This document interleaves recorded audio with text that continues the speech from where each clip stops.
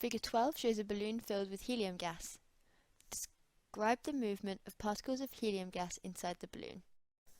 So this question is asking us to describe the movement of particles in a gas. You might have memorized these properties, but if not, you can use a diagram to help. The arrows on the blobs represent the movement of particles. One thing you might notice about the arrows is that they are a range of different sizes. This represents how they are moving at a range of different speeds. Another thing you might notice is that the arrows are pointing in lots of different random directions. This represents how the particles are moving in different directions. This question is worth 2 marks, and just from using the diagram we have 2 points about the movement of particles in a gas. We can say that the particles are moving with a range of speeds in a range of different directions. The range of speeds is 1 mark and the range of directions is the 2nd mark. What is the name given to the total kinetic energy and potential energy of all of the particles of helium gas in the balloon? Is it external energy? I've never heard of that before, so it's probably not that. Is it internal energy? Internal energy is the total energy in the kinetic energy store and potential energy store of particles in a substance. This does match our definition, so I think that's the right answer, but I'll check the last one just to make sure. Is it movement energy? Movement energy is an informal term for kinetic energy, so that's not the answer. And this is the correct answer. Write down the equation which links density, mass and volume. This is just an equation you need to remember, and it's density is equal to mass divided by volume. Sometimes it's easy to remember that the unit for density is normally kilogram per meter cubed, and this is the unit for mass, and this is a unit for volume. So it's another way to remember that density is mass divided by volume. The helium in the balloon has a mass of 0.00254 kilograms. The balloon has a volume of 0.0141 meters cubed. Calculate the density of helium. Choose the correct unit from the box.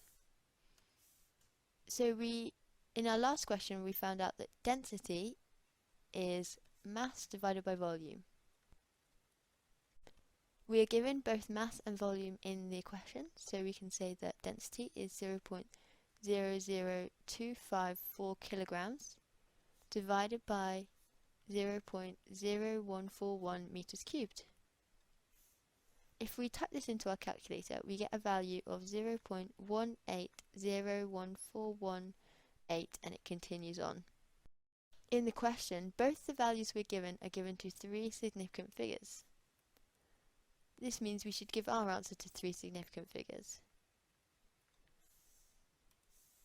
That means our answer is 0.180. But how do we find the units? So the value is the mass divided by the volume. So the unit is also the unit for mass divided by the unit for volume. So it's kilograms per meters cubed. We get 1 mark for this calculation here. We get 1 mark for our value and 1 mark for our unit. Scientists sometimes replace one scientific model with a different model. For example, in the early 20th century, the plum pudding model of the atom was replaced by the nuclear model of the atom. Explain what led to the plum pudding model of the atom being replaced by the nuclear model of the atom. So you should know that the plum pudding model was replaced by the nuclear model because of the Rutherford scattering experiment.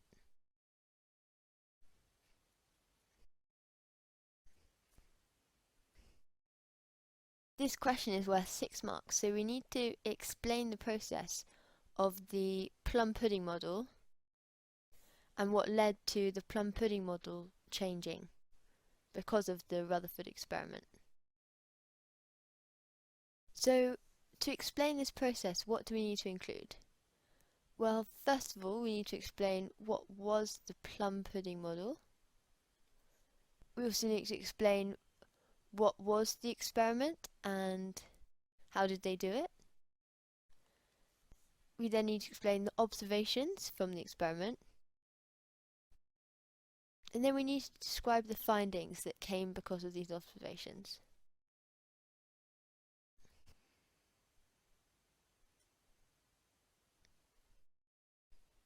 So the plum pudding model was what they thought that atoms looked like in the early 20th century.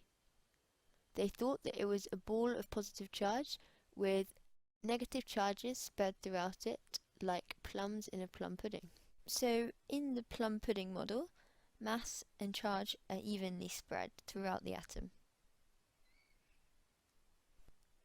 Next we need to say which experiment meant that the plum pudding model changed and how they conducted this. So it was Rutherford's alpha scattering experiment that meant that the plum pudding model had to be replaced. And he did this by firing alpha particles at a thin sheet of gold foil. So next we need to describe the observations of the experiment, so what they noticed when they fired alpha particles at gold foil and what these observations led to, what changes they led to. So you need to remember there are 3 observations and 3 changes that these observations led to. The first one is that most of the alpha particles actually pass straight through the gold foil. This shows that most of the atom is actually made up of empty space. The second one was that some particles were deflected. This shows that there is a charged nucleus. So the third and final point was that a few alpha particles bounced straight back, showing that the nucleus has a large mass. Altogether, these show that the observations contradict the plum pudding model, so it was not correct and had to be replaced. This question is 6 marks, and to get 6 marks you need to have a detailed and logical explanation.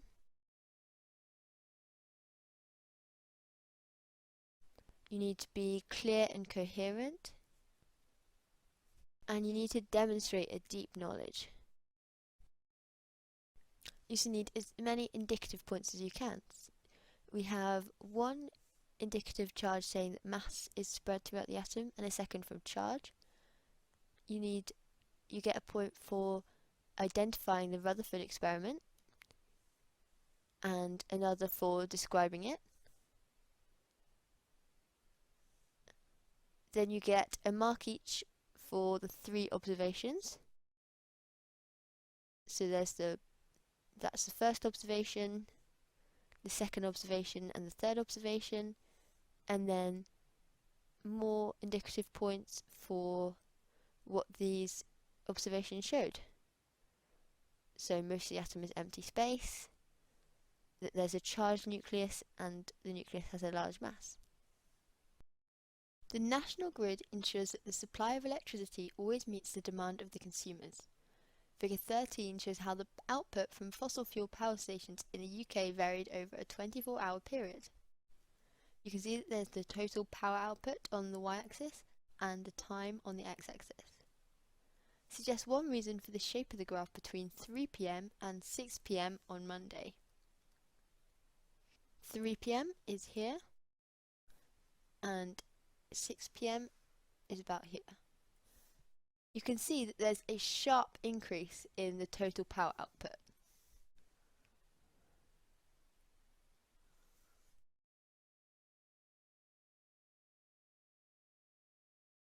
But why is this? Why is there a sharp increase in the power output between 3 PM and 6 PM?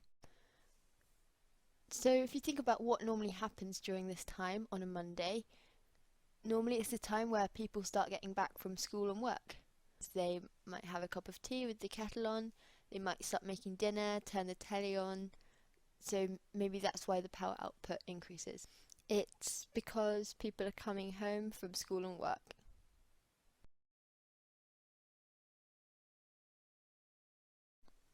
Gas-fired power stations reduce their output when demand for electricity is low. Suggest one time on figure 13 when the demand for electricity was low.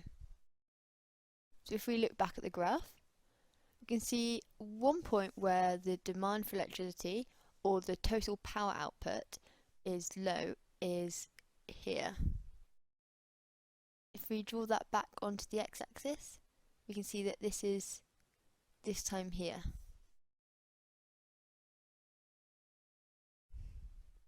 So demand for electricity was low at this time, or midnight. The national grid ensures that fossil fuel power stations in the UK only produce about 33% of the total electricity they could produce when operating at maximum output. Suggests two reasons why. So we know that in the UK we have more than enough electricity than we need. We never go to switch on a light and there isn't any, so we must have enough. That means that 33% is enough for a whole country. But you might think, well, why don't they just produce 100% anyway? That's because producing more electricity than we need would unnecessarily harm the environment. On top of that, only using 33% means that there's a lot of spare capacity for if there's an emergency. For example, if a power station has to shut down, it doesn't mean that the whole country's electricity gets shut off, because that would be incredibly dangerous. Instead, they'd have just lots of other power stations that could take over. So it means there's spare capacity if a power station shuts down. A student investigated how much energy from the sun was incident on the Earth's surface at her location. She put an insulated pan of water in direct sunlight and measured the time it took for the temperature of the water to increase by 0.6 degrees C. The apparatus she used is shown in figure 14. You can see there's the apparatus as described. Choose the most appropriate resolution for the thermometer used by the student. So resolution is the smallest change in a value that can be detected. A thermometer of resolution 0.1, 0.5 and 1 degrees would look like this. We know from the question that they're trying to find a temperature change of 0.6 degrees C. On both the thermometers with a 0.5 degree Celsius resolution and a 1 degree Celsius resolution, you cannot exactly measure 0.6 degrees C, so that they would not be appropriate. So the most appropriate resolution would be 0.1 degrees C. The energy transferred to the water was 1050 joules. The time taken for the water temperature to increase by 0.6 degrees C was 5 minutes. The specific heat capacity of water is 4,200 joules per kilogram degrees C. Write down the equation which links energy transferred, power and time. So the definition of power is the energy transformed or transferred per second, and the unit is the watt, which means that power is energy transferred divided by time. Calculate the mean power supplied by the sun to the water in the pan. So we know from the last part that power is energy transferred divided by time. We are given both the energy transferred and the time in the question. The energy transferred is given in joules, which is the correct unit for this equation, but the time is given in minutes. And when we use time, we normally measure it in seconds. 5 minutes is 5 times 60, because there are 60 seconds in a minute, so 5 minutes is 300 seconds. So we can plug these values into our equation. So it's 1050 joules divided by 300 seconds, which is 3.5 watts.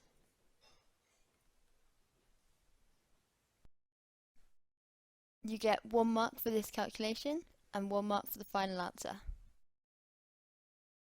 Calculate the mass of the water the student used in her investigation. Use the correct equation from the physics equation sheet.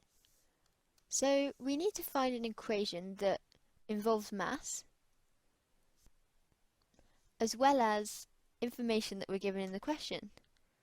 In the question we're given energy transferred, time, change in temperature, and specific heat capacity. So if we look at the physics equation sheet, what equations use only these values? The equation we will find is energy transferred equals mass times specific heat capacity times change in temperature. We can rearrange that to get mass, which is energy transferred divided by specific heat capacity times change in temperature. We can plug in the values from the question. Energy transferred was 1050 joules. Specific heat capacity was 4200 joules per kilogram, degrees C, and change in temperature was 0.6 degrees C. If we plug these values into our calculator, we get an answer of 5/12, which to 3 significant figures rounds to 0.417 kilograms. We get 1 mark for identifying the right equation as well as substituting in the correct values.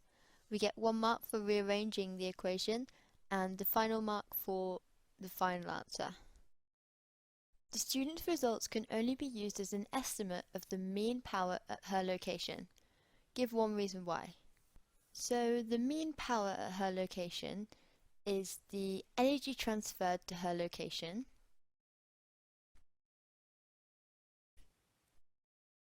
divided by time. However, what she calculated was the energy transferred to her location that is used to heat up the water divided by time. She calculated this using E equals mc delta theta. These two values are not the same because not all energy is going to be transferred to the water. Nearly all of it will be, but not all of it. For example, some energy will heat up the metal pan. Another similar reason that you could give is that some energy will be transferred to the surroundings. A student investigated the efficiency of a motor using the equipment in figure 15. In figure 15 you can see a weight being lifted up by a string attached to a pulley and a motor. He used the motor to lift a weight of 2.5 newtons at a height of 2 meters. He measured the speed at which the weight was lifted and calculated the efficiency of the energy transfer. He repeated the experiment to gain 2 sets of data. Give one variable that the student controlled in his investigation. So controlled means kept constant.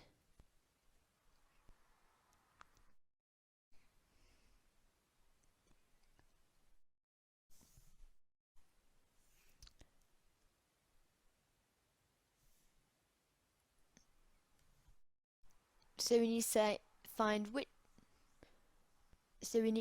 which variables were the same every time. So he said this sentence says he used the motor to lift a weight of 2.5 newtons, a height of 2 meters. So that means every time he did the experiment, he used a weight of 2.5 newtons and a height of 2 meters. So weight and height are both control variables. You only need to write one of these to get full marks. Give 2 reasons for taking repeat readings in an investigation. So we often take repeat readings in an investigation and it's for the same reasons every time. The first reason is that you can identify anomalies. If you take lots of readings and there's one that's completely different from the rest, you'll know that that's an anomalous result. Whereas if you only take one and you get an anomalous result, you won't realise. So that's a really good reason for taking repeat readings. Another reason for repeating reading is so you can calculate a mean. A mean, or an average, reduces the effect of random errors.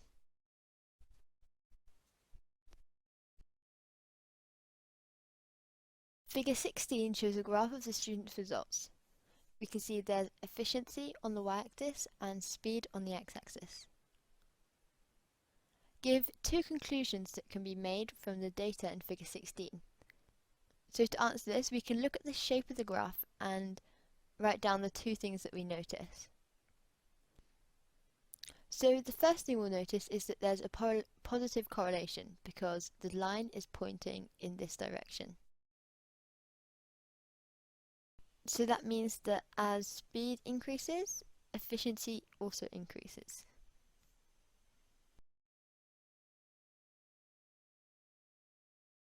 The second thing we'll notice is that instead of forming a straight line, the points start to plateau off like this. Why does it start to curve like this? Well, if it was a straight line with efficiency on the y-axis and speed on the x-axis, we know that if there's infinite speed, there's going to be infinite efficiency. But we know that this can't be true because efficiency can't be over 100%. So the graph makes this shape because the graph tends towards a constant value. So this first point gets us the first mark, and this second point gets us the second mark. Give the main way that the motor is likely to waste energy. So we know that the motor is supposed to pull up the weight by moving. So the motor is going to spend energy. So the motor is going to use energy so that it moves and it can lift up the weight. So this is not wasted energy. We also know that when things move, they normally get hot. And we don't want the motor to get hot. So this energy is wasted. So the motor will waste energy by heating the surroundings.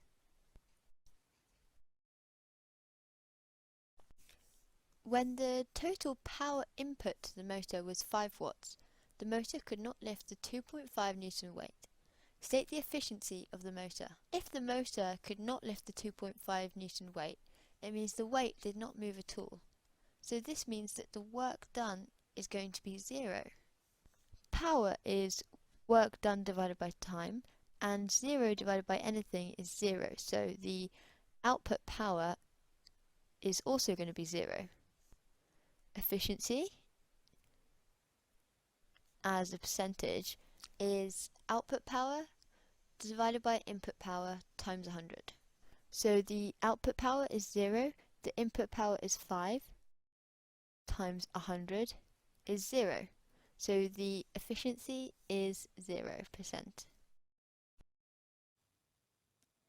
Figure 6 shows a Van de Graaff generator that is used to investigate static electricity. Before it is switched on, the metal dome has no net charge. After it is switched on, the metal dome becomes positively charged. Explain how an uncharged object may become positively charged. The key pieces of information: we've got an uncharged object and it's becoming positively charged. Now, it's important to remember that you cannot gain positive charge in the way that you can gain negative charge. So the positive charge in an atom comes from its protons, and you don't gain or lose protons unless you're decaying and stuff, but that's not what we're talking about. So you can only gain electrons, which are negatively charged, but this is becoming positively charged, and so if that happens, then instead of gaining electrons and so gaining negative charge, it must be losing electrons and so therefore losing their negative charge. And so if it was uncharged to begin with, then losing some negative charge would leave a net charge of being positive. And so the answer that we're going to write is that negatively charged electrons are transferred from the object. You may be thinking that's very short for a 3-mark question, but I'll show you where your 3 marks come from. You've got that the electrons are negatively charged is the first part, the second is that they're transferred, and the third is from the object. And so that's 3 marks in one short sentence. Figure 7 shows a plan view of the positively charged metal dome of a Van de Graaff generator. Draw the electric field pattern around the metal dome when it is isolated from its surroundings. Use arrows to show the direction of the electric field. So for this, we need to remember that an electric field for a positively charged object, the arrows always direct outwards. So if they're directing inwards, then it's negatively charged, and then outwards is positive. And we are looking at a positively charged metal dome, and so we're going to be pointing our arrows outwards. So the mark scheme requires that you draw at least 4 lines. Don't worry too much about getting them to be exactly perpendicular to the surface, just more or less perpendicular is good enough. And making sure that your arrows are pointing outwards, because if they're pointing inwards, then that would be a negatively charged object. And so that is the electric field surrounding the metal dome. Another positively charged object is placed in the electric field. Look at figure 8. In which position would the object experience the greatest force? Tick one box. So, as you can see, we've got P, Q, R, or S as our options. So it's another positively charged object. So we've already got our positively charged metal dome. They're both positively charged, and so the force will be a repulsion because opposites attract and like charges repel. And our answer is going to be the position that is closest to it, because it's the same object, it's just talking about which position it's going to be in. So we don't have to worry about the magnitude of the positive charge. We just know that it's a positively charged object, and in each position it will have the same charge. We just want to know where it will feel the most force. And so it will feel the most repulsive force at Q, because that's closest to our positively charged metal dome.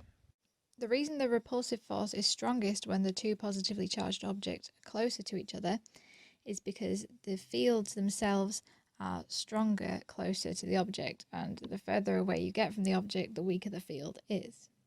So we can tick Q, and that's it, we're done with this question. A student set up the electrical circuit shown in figure 9. The ammeter displays a reading of 0.10 amps. Calculate the potential difference across the 45 ohm resistor. So the ammeter is here, and that's displaying a reading of 0.10 amps. So that's the current in the circuit, throughout the circuit, because this switch is open, and so we don't need to worry about that bit. And the current is always the same in series, so the rest of the circuit is all in series, and therefore anywhere where you measure the currents, if the ammeter was over here instead, the current would still be 0.10 amps.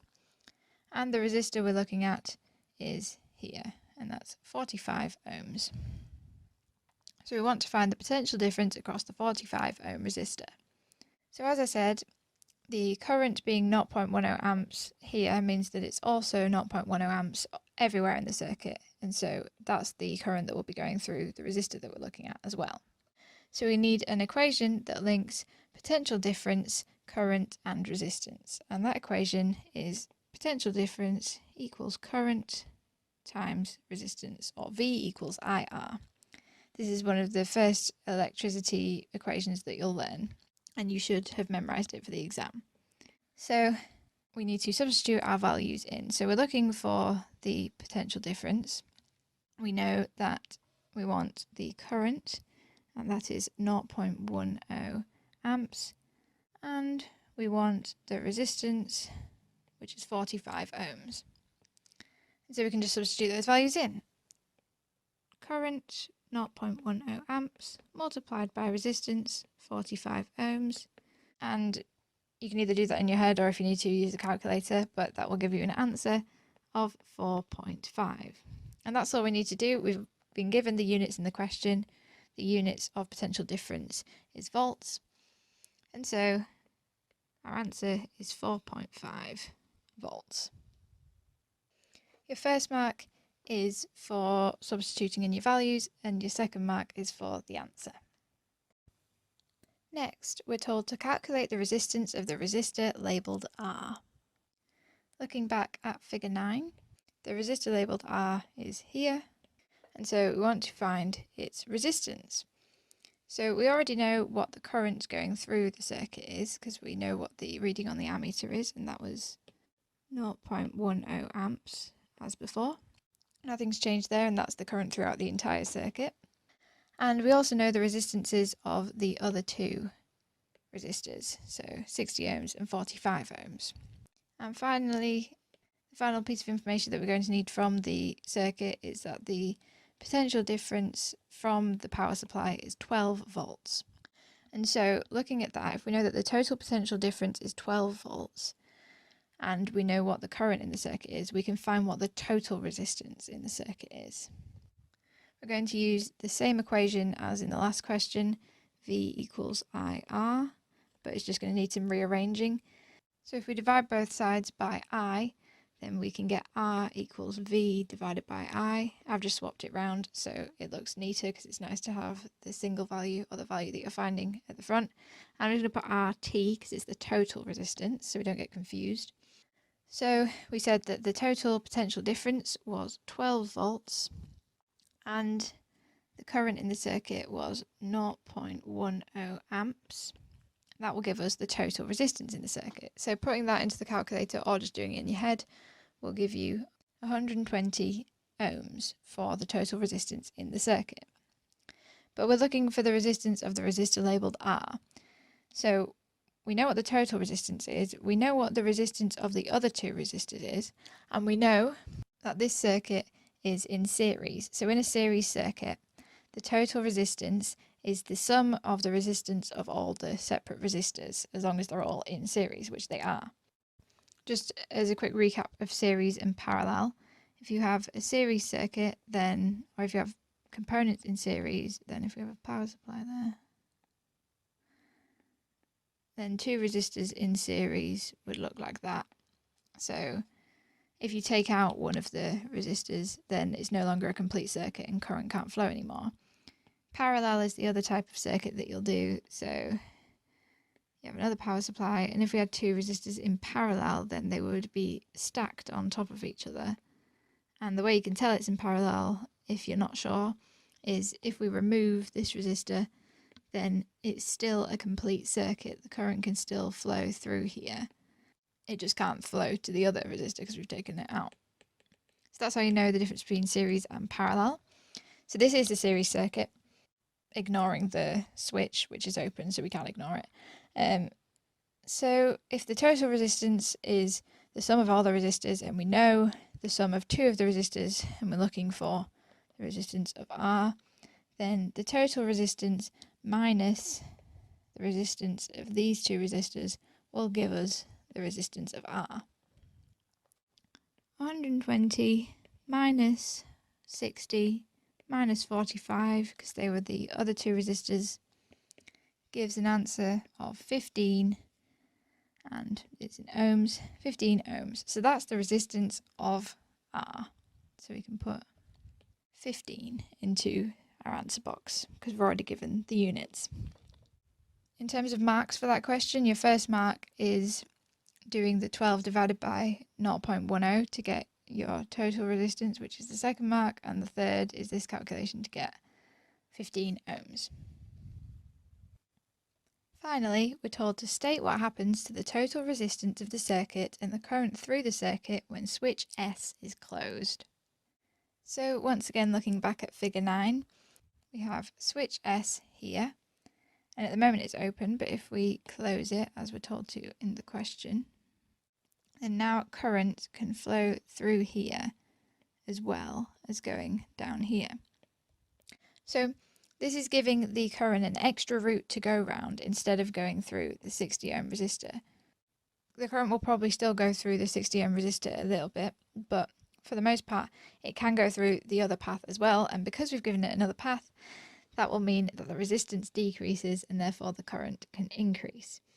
And just another point, in parallel, the total resistance is less than the resistance of the lowest resistor. So in this parallel part of our circuit, we only have one resistor, we have the 60 ohm resistor. And so the total resistance of this whole bit of circuit is less than 60 ohms, and so it's decreased because before it was just 60 ohms. So as I said, our answer is resistance decreases and current increases. And that is the end of that question. A student investigated how current varies with potential difference for two different lamps. Her results are shown in Figure 10. Figure 10 is on screen now. Complete the circuit diagram for the circuit that the student could have used to obtain the results shown in Figure 10. So we're looking at how current varies with potential difference. So we're going to need something to measure the current, something to measure the potential difference, and something to change either current or potential difference in the circuit so we can see how it varies. So you should know that to measure current you need an ammeter, which looks like this. You need a voltmeter to measure potential difference.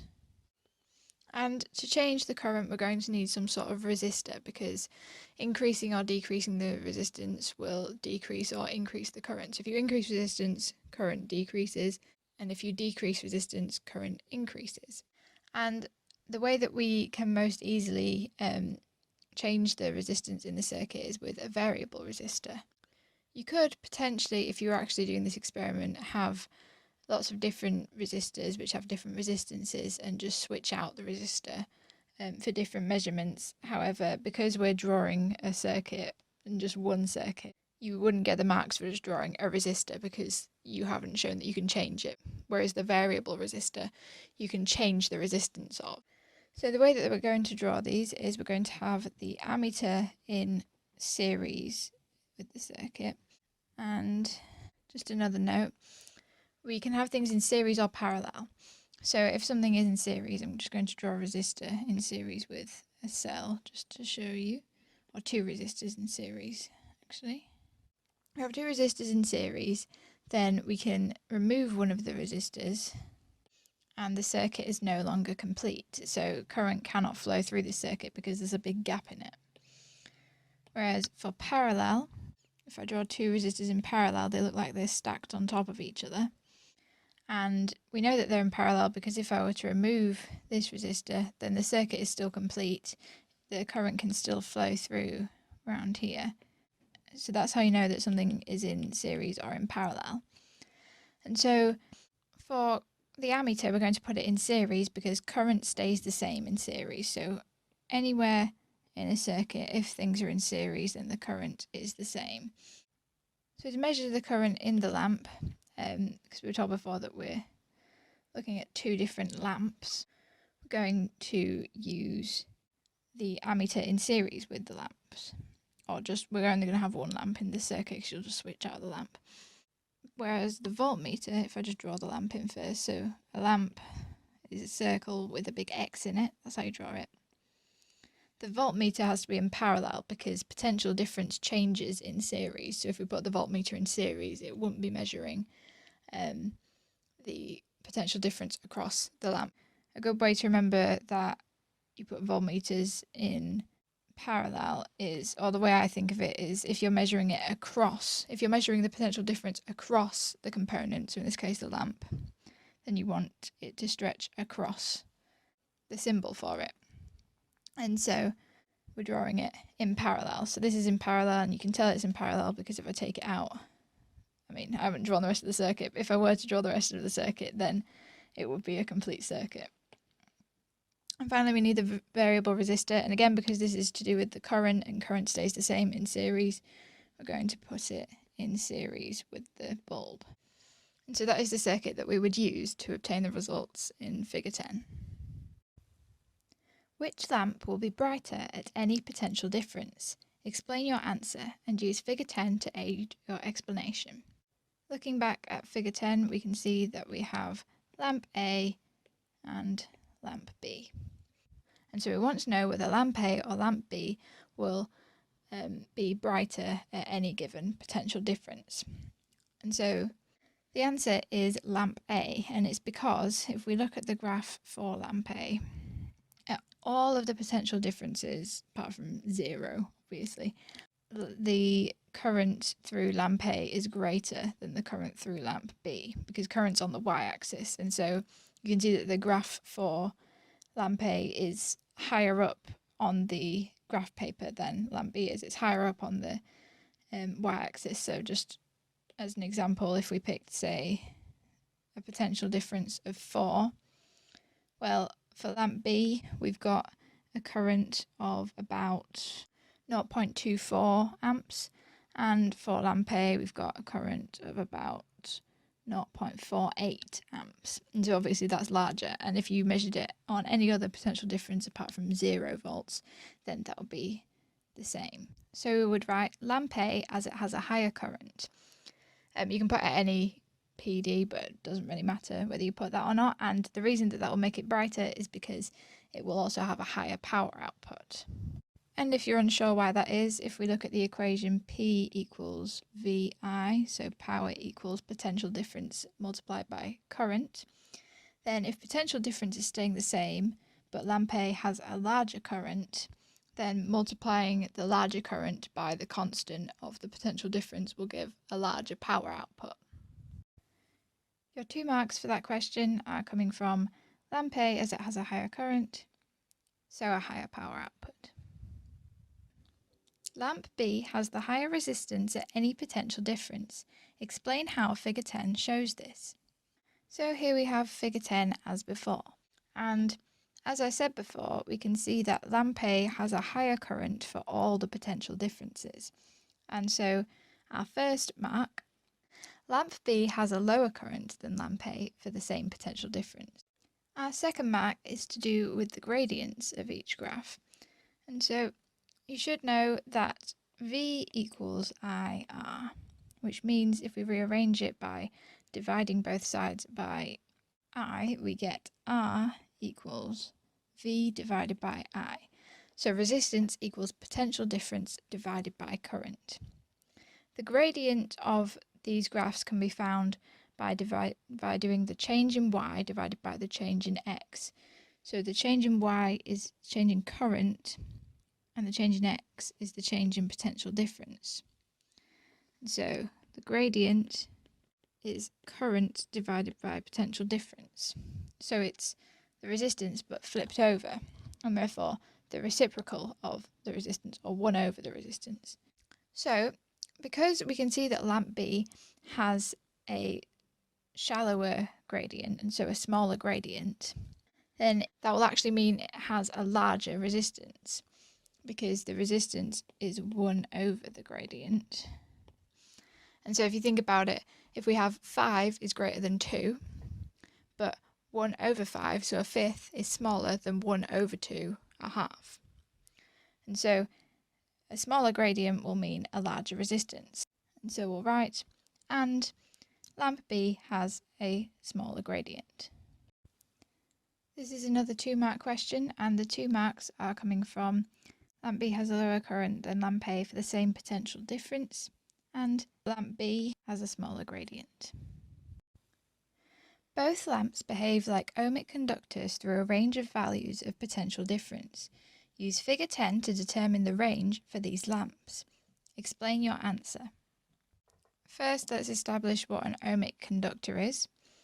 An ohmic conductor is a conductor where current is directly proportional to potential difference. And so on a graph, this would mean that the line starts at 0 and is a straight line going upwards. Looking back at figure 10, we're looking for where the graphs are ohmic conductors, and so where the lines for them are straight, or the range at which they're straight. And this range is between 0 volts and 2 volts. The mark scheme would accept between 0 volts and 1 volt, or between 0 volts and anything from 1 to 2 volts. But the largest range it will accept is between 0 and 2 volts. So the first thing we're going to write is that that's the range. And our explanation. Because for ohmic conductors, current is directly proportional to PD, as I said before, and so resistance is constant.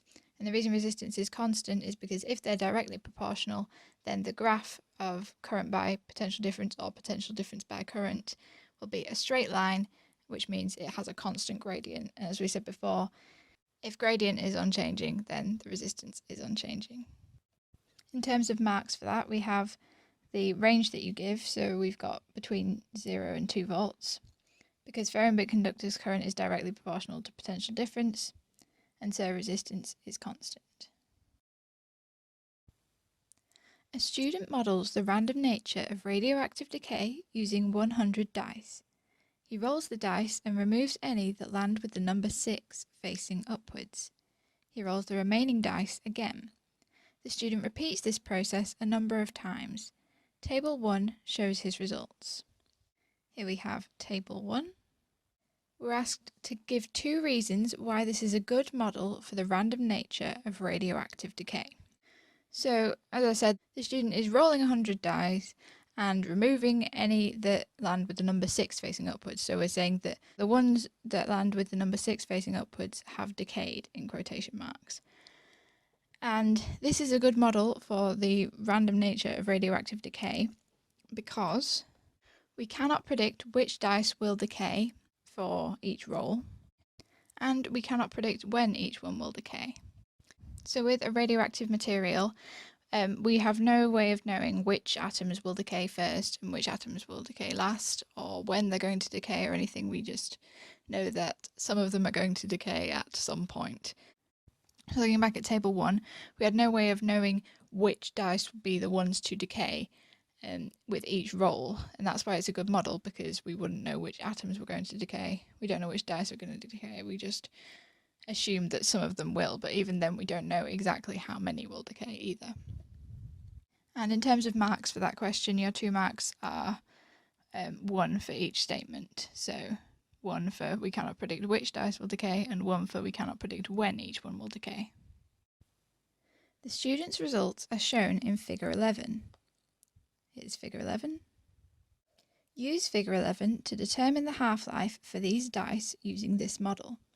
Show on Figure 11 how you work out your answer. So when we're talking about radioactivity, the half-life is the time that it takes for half of the atoms in a sample of a radioactive material to have decayed. So the half-life is the same every time. So if we started with 1,000 atoms and in a radioactive material and none of them had decayed yet, and the half-life for that material was 10 minutes, then after 10 minutes we would be left with 500 atoms that had decayed and 500 that were still radioactive and hadn't decayed. And then it would take another 10 minutes for that to halve, so then it would take another 10 minutes to get from 500 atoms left that hadn't decayed to 250 atoms that hadn't decayed, and then another 10 minutes to get from that to 125 atoms that hadn't decayed. So it keeps halving, but for each time it halves, it takes the same amount of time. So even though less atoms are decaying each time, it still takes the same amount of time and the same half-life. So that's what the half-life is. And the way we can find out what the half-life of a material is from a graph is, or in this case it's just the number of dice, but we're going to find out what the half-life for this model is, if you like, is if we look at the graph, we started with 100 dice. So first of all, we need to know what half of 100 is. Well, that's 50. And so the way that we will find the half-life from this is we need to know the amount of time, or in this case, the amount of rolls that it took for the number of dice remaining to go from 100 to 50, so to half. If we draw a line from 50 to the line on the graph, knowing that we started with no rolls when we had 100 dice, and then if we go down to find out where this is on the x-axis, so that looks like 3.6, and in this case you actually would put the decimal, you wouldn't just put it was 3 rolls. And so that is how we would find the answer. You just look at what you started with, so 100 dice, half that to get 50 dice, and then look at where that hits on the x-axis. So we got 3.6, and the answer is already in rolls, so we don't have to worry about that. So 3.6 rolls, and the mark scheme would actually accept 3.7 otherwise, but 3.6 or 3.7 is fine because they give you a bit of leeway when you're reading the graph.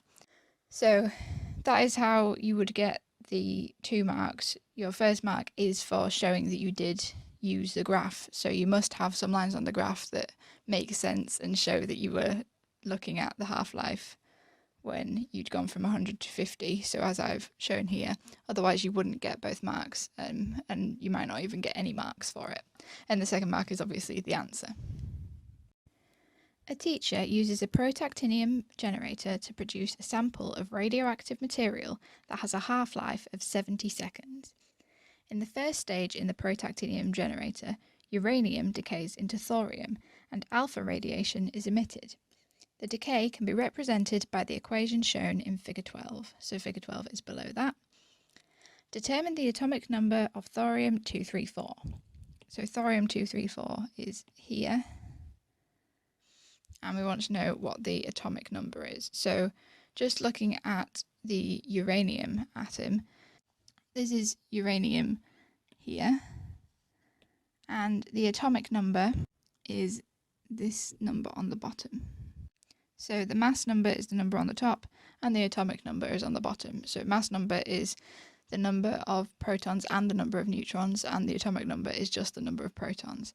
And the atomic number is what tells you what element it is. So each element has a different atomic number that's always the same for that element, whereas the mass number can change because you can have a different number of neutrons and still be the same element. That's why it's thorium-234 down here, because you could have a different number for the mass number and it would still be thorium. So we're specifying that the mass number for this specific thorium is 234. So in order to find the atomic number for thorium-234, we need to remember the properties of an alpha particle. So an alpha particle is the same as a helium nucleus. And that means that it has a mass number of 4 and a proton number of 2. So 2 protons, 2 neutrons, which means 4 in total. 4 nucleons in total. So nucleons are particles in the nucleus. So if we apply that to this equation, then we can actually just look at the equation and figure out what's missing. So looking at the mass numbers first, just to demonstrate, we have 238 over here, which is 234 add 4. So we can see that the 4 was taken from the 238, which left us with 234 as the mass number, and that 4 was because of the alpha particle which was emitted. So if we apply that same logic down here, then we've got 92, and that's going to something add 2, because we have 2 protons that are being taken away from the proton number.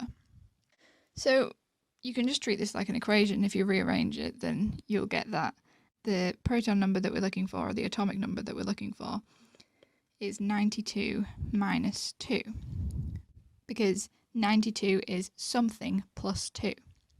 So if we take that 2 off, we get 90. And that must be the atomic number of thorium-234, and just the atomic number of thorium. So we'd write 90, and you don't need to write any units or anything, it's just, that's the atomic number, it's just 90. When protactinium decays, a new element is formed and radiation is emitted. The decay can be represented by the equation shown in figure 13. When protactinium decays, a new element, X, is formed. Use information from figure 12 and figure 13 to determine the name of element X. For ease of explanation, I've got figure 12 and figure 13 up on this page, just so we can see them next to each other and compare them. So we know that protactinium in figure 13 is decaying into some other element and some radiation, but we don't need to worry about the radiation because we can see the atomic number of this element, and that is actually all we need in order to determine what the element is. So because we've been told that we should be using figure 12 and figure 13, we actually don't need to go and look at a periodic table to find out what this element is, even though we would be able to find it out from the periodic table because we know the atomic number. But given that we're told that we can use figure 12 as well, we can assume that it's probably in figure 12, the answer. So looking at figure 12, is there an element which has an atomic number of 92? So if we remember from before, we figured out that thorium has an atomic number of 90, which isn't what we want, so we can ignore that. But we do. Uranium has the same atomic number as element X. And so we know that that is what element X is because, as I said in a previous question, each element has its own atomic number, and in order to be that element, it must have that atomic number. It can't have any other number for the atomic number. It has to have the same number of protons, the same atomic number, in order to be that element. And so any atom with an atomic number of 92 in this case must be uranium. And so that is how we know what element this X is. And so back to the question, we can just write that the name of element X is uranium. And it did spell it out in the previous question, so if you didn't know how to spell it, then you can just look back. Next, determine the type of radiation emitted as protactinium decays into a new element, and give a reason for your answer. So as before, for ease of explanation, I've got figure 13 back up on the screen because this was the equation for the decay of protactinium. So we now know that it decays into uranium and some radiation, but it's not necessary to know that it's uranium. All we need to look at is the mass number and the atomic number of both protactinium and element X, so uranium. So first of all, looking at protactinium, we have a mass number of 234. And element X also has a mass number of 234. So from that, we can determine that the radiation doesn't take away any mass. So whatever radiation it is, it doesn't involve losing any mass from the atom. So now let's take a look at the atomic numbers. So for protactinium, we have 91. And for element X, we have 92 because it's a different element. So we now know that the atomic number increases, so we gain a proton. So now you should be thinking, what's a decay that I've learned about where the overall mass of the nucleus remains the same, but the atomic number increases by 1, so you gain a proton? Well, if the mass is staying the same, but we're gaining a proton, then the overall number of neutrons and protons is the same, but one of the neutrons must have become a proton, because that would mean that the mass number could stay the same, but the atomic number would increase by 1. So the decay in which a neutron becomes a proton is beta decay. It's actually beta minus decay. That's what we call it in A level, because you can also have beta plus decay, but for GCSE, you just call it beta decay. You don't need to worry about beta minus and beta plus. Our first mark is beta decay, but we should also give a reason for our answer. And so our reason is the proton number or atomic number has increased by 1. So first mark is correctly identifying the decay, and the second is your reason. The teacher wears polythene gloves as a safety precaution when handling radioactive materials. The polythene gloves do not stop the teacher's hands from being irradiated. Explain why the teacher wears polythene gloves.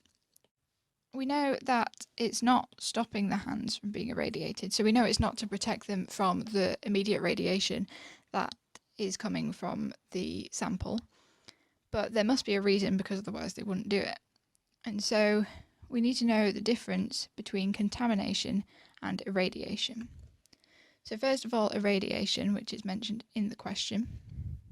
This is where you're hit with radiation temporarily, but it's not a continual thing, it's just a one-time sort of thing. So for example, if you had an X-ray at the hospital, then you would be irradiated, but only temporarily. But that's why the people who work the machines have to go and stand in a different room, because otherwise they would be irradiated every time they had a new patient in there.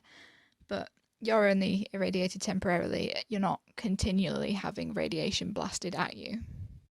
Whereas contamination is, well, the clue's in the name, you've been contaminated with a radioactive material. So you're continually having radiation blasted at you over a period of time. And so the reason that the teacher needs to wear polythene gloves is to prevent contamination, which would cause damage over a longer period of time, because they don't want to get the radioactive material on their hands or their clothes that they're wearing then, because then it would be continually blasting them with radiation for until they washed, basically. Whereas they don't want that because that could be really dangerous. Your first mark there is to prevent contamination, and the second is why we don't want to be contaminated, which is because it would cause damage over a longer period of time. Electricity is generated in a nuclear power station. Fission is the process by which energy is released in the nuclear reactor. Figure 14 shows the first part of the nuclear fission reaction. Complete Figure 14 to show how the fission process starts a chain reaction.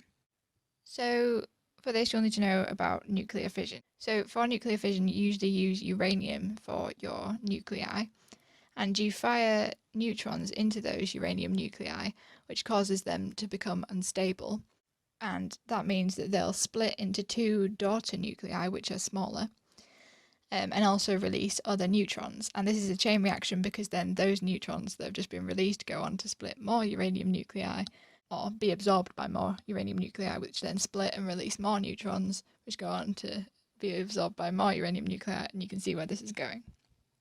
So all we need to do is draw this diagram showing what happens in nuclear fission, as I've just explained. So first of all, we know if the neutron has been absorbed by the nucleus, then it's become unstable, and so it's going to split into two more nuclei. You don't have to worry about them being perfect, but try to make sure they're smaller than the original one, just so it's clear that they're the daughter nuclei. And it's also going to release more neutrons, so you just draw 2 or 3. So now those neutrons are going to go on to split another uranium nucleus, which means that more neutrons are released again. And that diagram on screen now would get you all 3 marks. So the first mark is that the first nucleus splits into 2 daughter nuclei and 2 or 3 neutrons are released as well. The second mark is that another large nucleus is absorbing a neutron and splitting. And the third is 2 or 3 more neutrons being released from that nucleus. Figure 15 shows the inside of a nuclear reactor in a nuclear power station. In a nuclear reactor, a chain reaction occurs, which causes neutrons to be released. The control rods absorb neutrons. The control rods can be moved up and down. Explain how the energy released by the chain reaction is affected by moving the control rods. If we look back up at figure 15, we can see that the control rods are labelled here, so that's these 3 rods. And we're told that they absorb neutrons, so they absorb the neutrons that are being released. So the energy is released when each nucleus splits, and most of the energy is given to those neutrons. So if we're absorbing some of those neutrons, then not only will they not go on to split more nuclei, but they also have most of the energy. And so if we want to explain how the energy released by the chain reaction is affected by moving the control rods, then if they're inside the nuclear reactor, they're going to absorb neutrons and therefore less energy is released. And if they're moved up and so they're out of the nuclear reactor, they're not going to be absorbing the neutrons, and so more energy is released. So you can pick which explanation you want of those two, both will give you the marks. What I'm going to put is lowering the control rods increases the number of neutrons absorbed, so energy released decreases. Your 2 marks there are coming from lowering the control rods increases the number of neutrons absorbed, so otherwise you could say moving the control rods up decreases the number of neutrons absorbed. And then the second is so energy released decreases, or if you're doing the other way around, then energy released increases. Figure 16 shows how the power output of the nuclear reactor would change if the control rods were removed. Figure 16 is on screen now. we can see that we have power output in megawatts on the y-axis and time in minutes on the x-axis. Calculate the rate of increase of power output at 10 minutes. So first of all, if it's a rate that we're looking for, then we know that we're going to be doing something per second or per unit time. So in this case, it's actually per minute, we can see.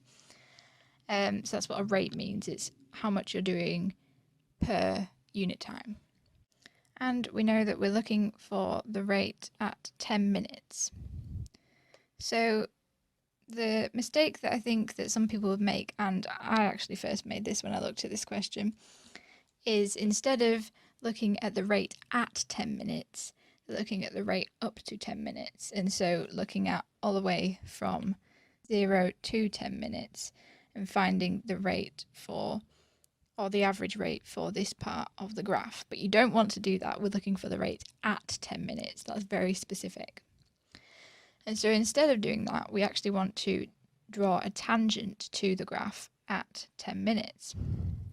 And so a tangent, if you don't know, is what we use to determine the gradient at any point on a curved line. There is another way of doing this that you'll learn in A-level maths. It's to do with differentiation, but you don't need to worry about that now. We're going to use a tangent because that's what you're taught at GCSE. So the way that we draw a tangent on a curve is you want to look at the point that you want the tangent to be at. So that's this point here, because that's at 10 minutes, which is the time that we're looking for. And we want the line that we draw, it needs to be a straight line, so you'd use your ruler. We want the line to represent the steepness or the gradient at that point. So if I just do an example here, then that would probably be my tangent. Obviously, I would use a ruler in the actual exam, but I'm on a screen, so I can't use a ruler. So I'm just doing my best to draw a reasonably straight line. But yeah, please use a ruler. You won't get the marks otherwise, and it will go badly. So let's just pretend that that's a perfectly straight line, and it's a nice tangent. So I've tried my best to get it to be hitting the line at the point that we want and being what I would guess the gradient at that point would be. So from what I can see, the gradient that I think that point is. And so now all we need to do is find the gradient of the tangent, and that will give us the rate that we want. So gradient is change in y over change in x, as we know, and the change in y will be the change in the power output, the change in x will be the change in time, and so that will give us the rate, because we're doing power output per minute. So yeah, if we just find that, so if we look here, then that is at 2000 megawatts. So I'm looking at this triangle that I've got. That's an awful straight line, but it serves the purpose. So this side of the triangle is 2000, so that's our change in y. And this side we've got from 4 to 12, so that's 8 minutes. So going back to our working, we've got change in y, delta is what you use for change in, so that's this thing here, that's change, over change in x equals 2000 megawatts divided by 8 minutes. And that gave me an answer of 250 megawatts per minute. I would write that in the answer box. And as I said, we're already given the units. The mark scheme does say that it will accept anything between 240 and 276 megawatts per minute. And the reason for that is when you're drawing tangents on a graph, people will draw different tangents. That's just a fact. It's very unlikely that you'll get the exact tangent that is the exact gradient at that point, and so they have to be quite lenient with the mark scheme and what values for the gradient they'll accept. But that is how you do that question. Figure 17 shows a student before and after a bungee jump. The bungee cord has an unstretched length of 20.0 metres. So you can see figure 17 on screen. The mass of the student is 50.0 kilograms. The gravitational field strength is 9.8 newtons per kilogram. Write down the equation which links gravitational field strength, gravitational potential energy, height, and mass. This is an equation that you should know for the exam. You won't be given it in your booklet. And the equation is gravitational potential energy equals mass times gravitational field strength times height. You're probably more familiar with it being written as EP equals mgh. Calculate the change in gravitational potential energy from the position where the student jumps to the point 20.0 meters below. So we're going to need the equation that we just found out, which was gravitational potential energy equals mass times gravitational field strength times height. And we're wanting to know the change in gravitational potential energy. So when we're looking at height here, if we want change in gravitational potential energy, then we also want the change in height. So the change in height is, as we're told in the question, 20 meters. So all we need to do is substitute the values in. So we want to find the change in gravitational potential energy. Next, we want the mass.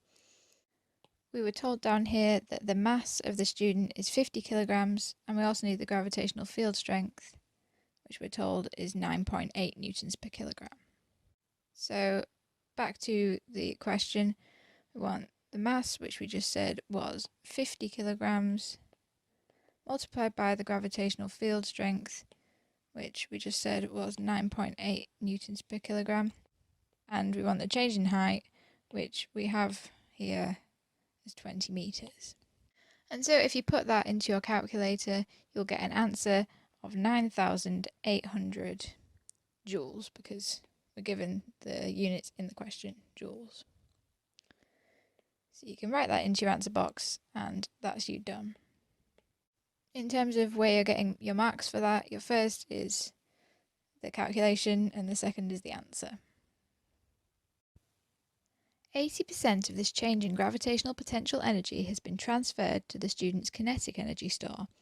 How much has the student's kinetic energy store increased after falling 20.0 meters? So we know that before the students started falling, they had no kinetic energy because they weren't moving. And so their entire increase of kinetic energy store will have been from 80% of the change in the gravitational potential energy. So we just calculated that the change in gravitational potential energy was 9,800 joules, and we want 80% of that, and that will give us what the kinetic energy store is after falling the 20 meters.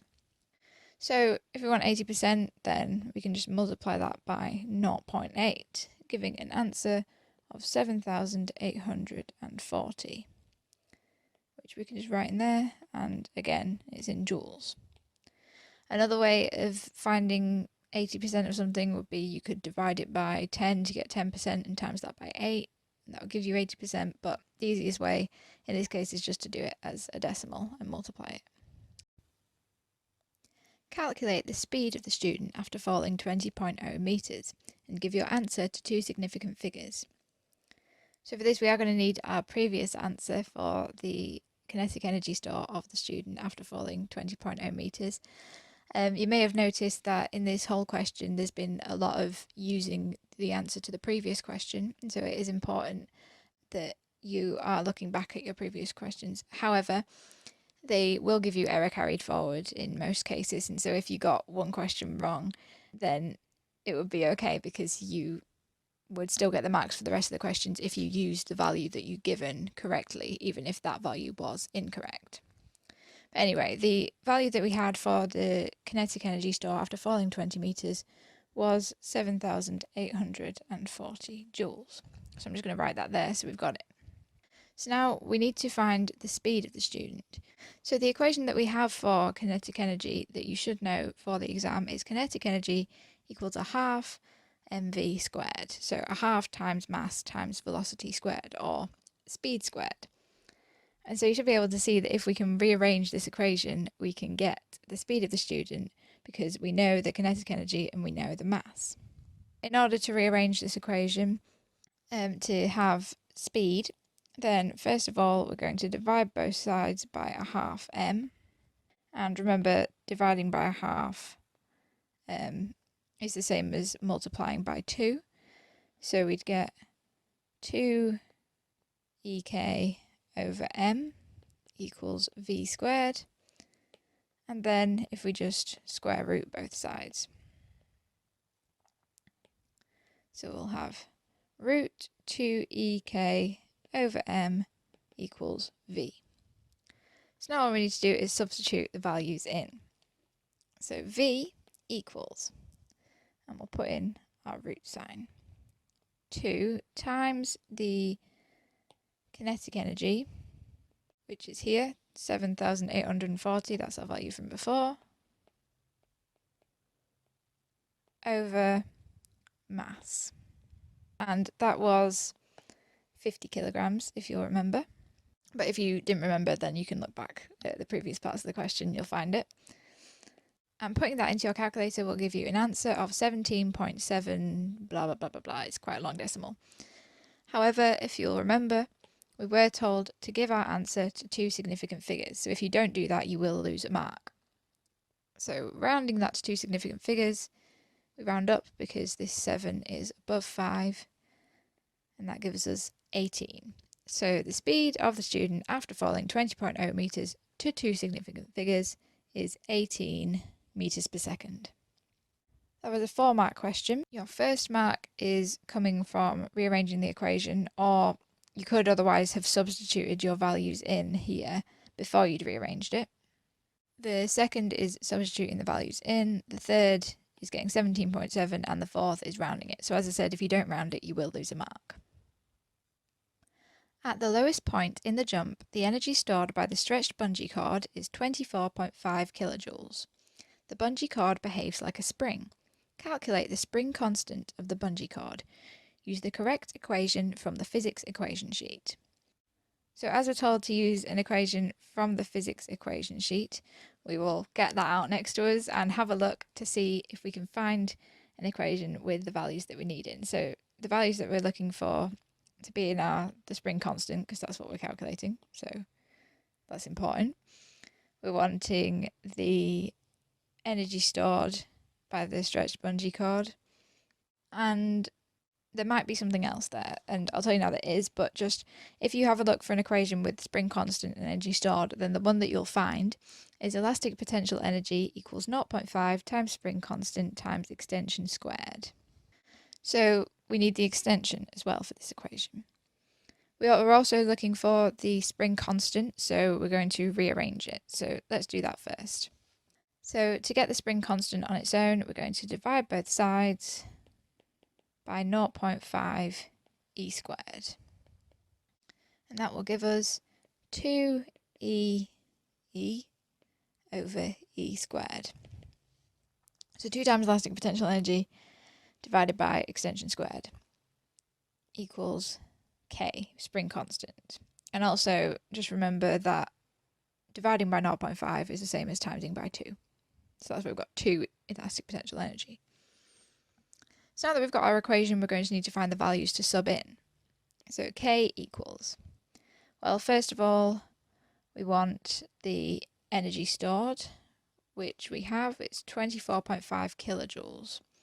Now, kilojoules is not the units that we want it to be in. We want it to be in joules. This is something that's really important. Most of the time, when you have a prefix like kilo or centi or milli or micro or anything like that, you want to change it so it doesn't have a prefix anymore. And the only instance really that you'll come across where you don't want to do this, apart from when the units in the answer have a prefix in them, is for mass, because the standard unit for mass is kilograms, not grams. But for everything else, you mostly want to use the standard unit, unless there's something in the units that suggests otherwise.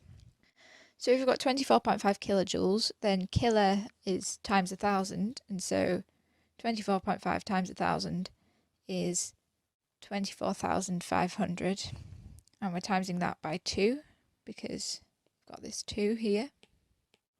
And then we're going to divide that by the extension squared. So you can probably see that we don't have the extension given to us in the question, but that's okay. So we're going to look back at figure 17. we can see here that we have 20 metres, or 20.0 metres. That's the value that we've been using for the length of the fall of the student so far in this question. However, we are told that the bungee cord has an unstretched length of 20.0 metres. So when the student has fallen 20 metres, the bungee cord hasn't stretched. There is no extension because there is no stretch. And the extension is always how far it's stretched by.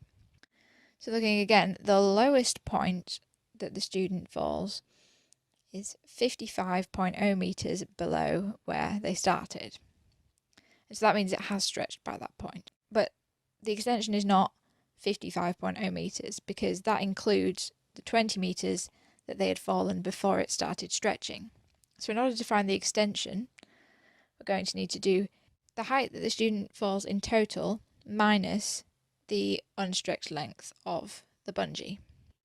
So if we just go up here, E, or extension, equals the height that they fall, 55.0 metres, minus the unstretched length, which is 20.0 metres, and that is 35.0 metres. So that is our extension. That's a really easy mistake to make, is to use either 20 or 55 as your extension. But just remember that you want how far it's stretched. You don't want the unstretched length because it's not extended at that point. So we're going to substitute 35.0 into our equation for extension. 35.0, and we can see that the extension is squared. So we've got 35.0 and we're squaring it, and then we can put that into our calculator. So if you do that, then you'll get an answer of 40 for the spring constant, and we are given the units, which is newtons per metre. So we can write 40, and that is your answer for the question. Your first mark is from finding the extension. The second is substituting your values into the equation for elastic potential energy, and the third is your answer. A student wants to calculate the density of the two objects shown in figure 18. So we have a metal cube and a small statue. Describe the methods that the student should use to calculate the densities of the two objects.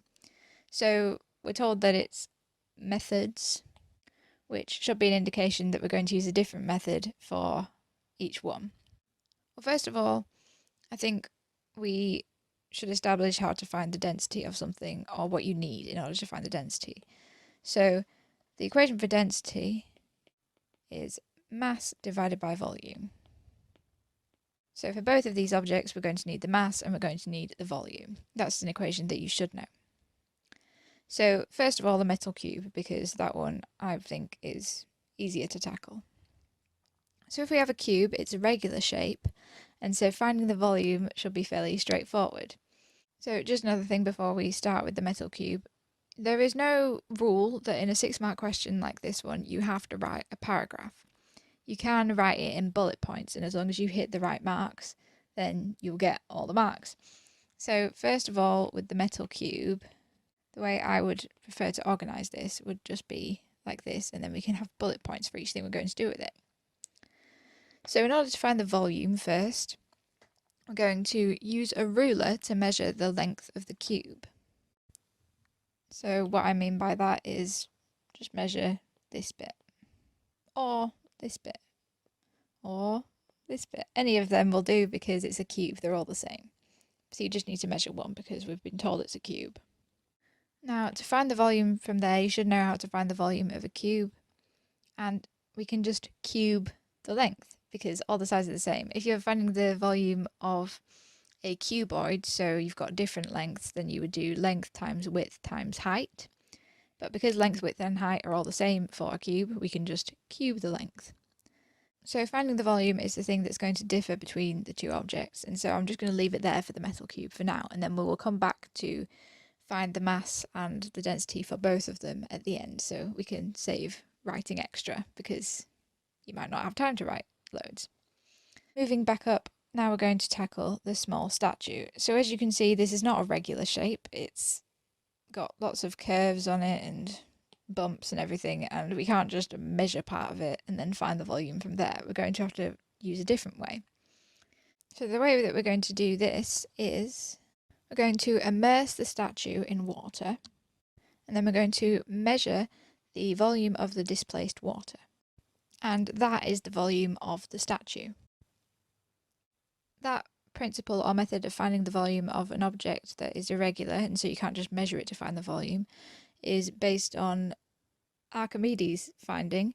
You may have heard of the man who ran down the street naked shouting Eureka, and because he supposedly was in the bath and realised that when you submerge an object, or in this case it was himself, in water, then the water level rises and the volume of the displaced water, so the amount of water that rose up, is equal to the volume of the object that was put in the water. And then the story goes that he ran naked down the street shouting Eureka, Eureka, which means I've got it, but I don't know whether that's true or not.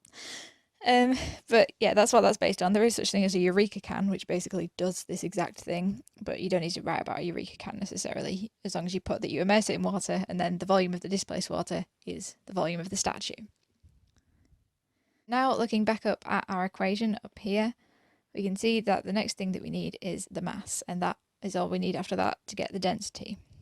Finding the mass for each object will be the same for both, but we can just write for both. So to find the mass, it's very simple. You just use a balance, and that will measure the mass for you. And finally, you just substitute it into the equation to get the answer. So use the equation density equals mass divided by volume to get the density. And that is it. That's the answer. It's not really the sort of thing where I can say, oh, do this, this, this, and this to get the marks. As long as you have a method that works, you should be all right. And you've got the right content. So you need separate methods to find the volume, and then the same to find the mass, and therefore the density from the equation. An electrician is replacing an old electric shower with a new one. The inside of the old shower is shown in figure 19. So we're given a picture of an electrician fixing a shower. If the electrician touches the live wire, he will receive an electric shock. Explain why. So the reason for this is that the potential of the live wire is 230 volts. It is important that you get that it's 230 volts specifically, because that's the voltage or the potential of the mains electricity, and you should know that. You'll recognise the word potential from potential difference, and that is key to this question. So the potential difference is the energy transferred between 2 points in a circuit, or the difference in the energy of each charge between 2 points in a circuit. Next, the potential of the electrician is 0 volts, because he's not got electricity flowing through him or anything. He doesn't have potential. He's a person. People generally don't have electricity flowing through them. Because if they do, that's an electric shock, and that's what we're going to talk about. So here you should be able to see that we have the potential of one thing and the potential of another thing, and there is a difference between them, and so that is the potential difference. And so the next mark is, so there is a large potential difference between the live wire and the electrician. And if there is a large potential difference between the live wire and the electrician, humans can conduct electricity, which is problematic for electricians and is why this guy gets an electric shock, because that means that current passes through his body, and that's what an electric shock is. It's when current passes through your body. So that's the answer, and in terms of marks, the first mark is the live wire is 230 volts, and as I said, you have to get the 230 volts in. Second is electrician is 0 volts, or the potential of the electrician is 0 volts. So there is a large potential difference between the wire and the electrician, and so current passes through his body. And the current passes through his body is the electric shock. Different electrical wires need to have a cross-sectional area that is suitable for the power output. Figure 20 shows the recommended maximum power input to wires of different cross-sectional areas. So we have figure 20 on screen now. We have the maximum power input in kilowatts on the y-axis and the cross-sectional area in millimeters squared on the x-axis. The new electric shower has a power input of 13.8 kilowatts. Determine the minimum diameter of wire that should be used for the new shower.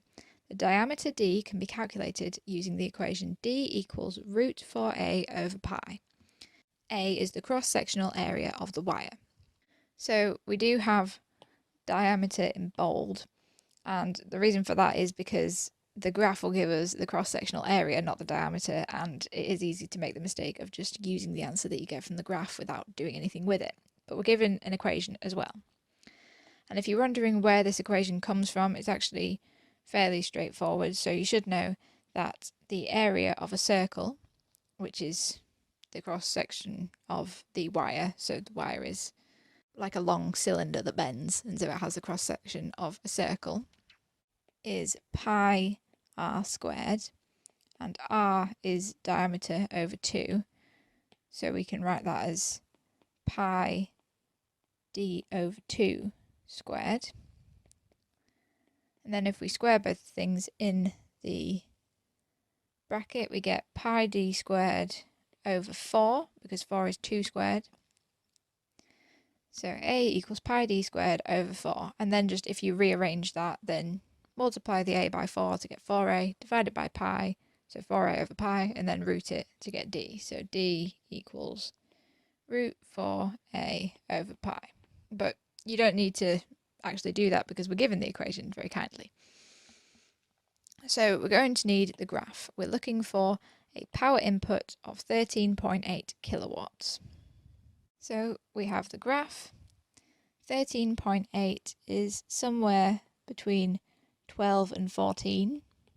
So 13 is bang in the middle of them, and 13.8 is going to be pretty close to 14. Right in the middle of this line right before 14 and the line for 14, because the scale of the little squares is going up in 0.4 kilowatts. So to find the cross-sectional area at 13.8 kilowatts, we need to find the x-coordinate for when the y-coordinate is 13.8. So using a ruler, but I don't have a ruler because I'm on a screen, we would draw a line from here to the graph. Mine's not a perfect straight line, but it serves the purpose. And then we have this point, and so we want to find the x-coordinate of that point, so we're going to draw a line down to get to there. So that is our x-coordinate, and that is 9.8, because these little squares are going up in 0.2 millimeters squared. So 9.8 millimeters squared is the cross-sectional area. But we're not done yet. We do have the cross-sectional area, but we need to find the diameter. So we can substitute it into our equation. So we just said that, well, first of all, we need to root it and then 4. 4 times A. We just said that the area is 9.8 millimeters squared.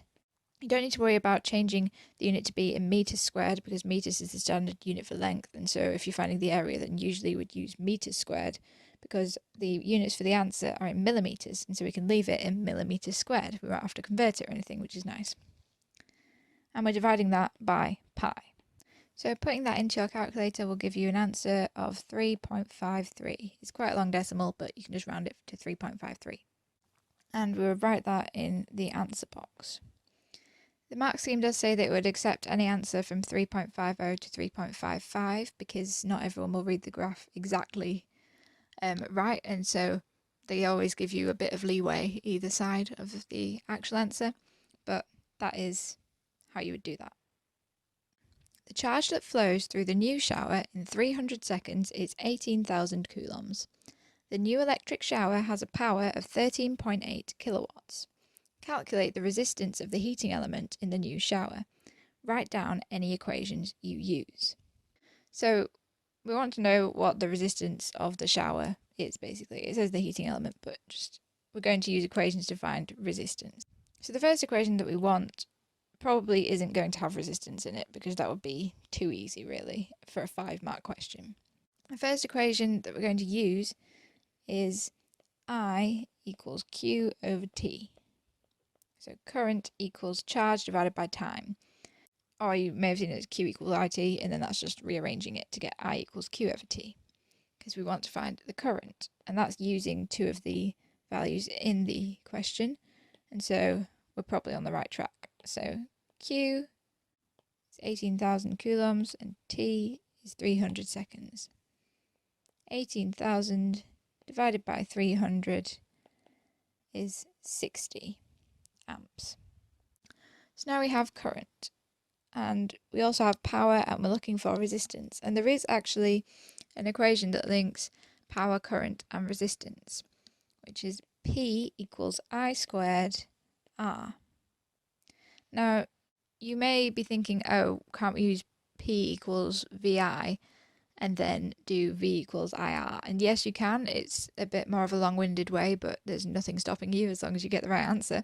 But this is just a combination of those two equations. So if P equals VI and V equals IR, then we can substitute IR into this as V to get P equals IRI, and then just combine the R's to get I squared R.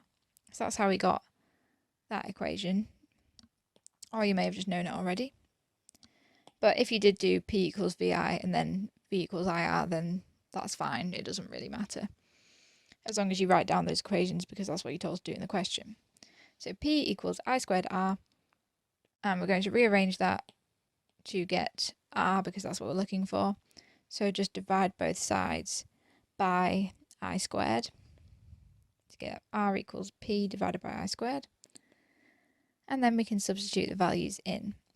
So we've got P, 13.8 kilowatts, and don't forget that we've got a prefix, so kilo, so we're going to change it just to watts, so 13,800 watts, because kilo means times 1,000.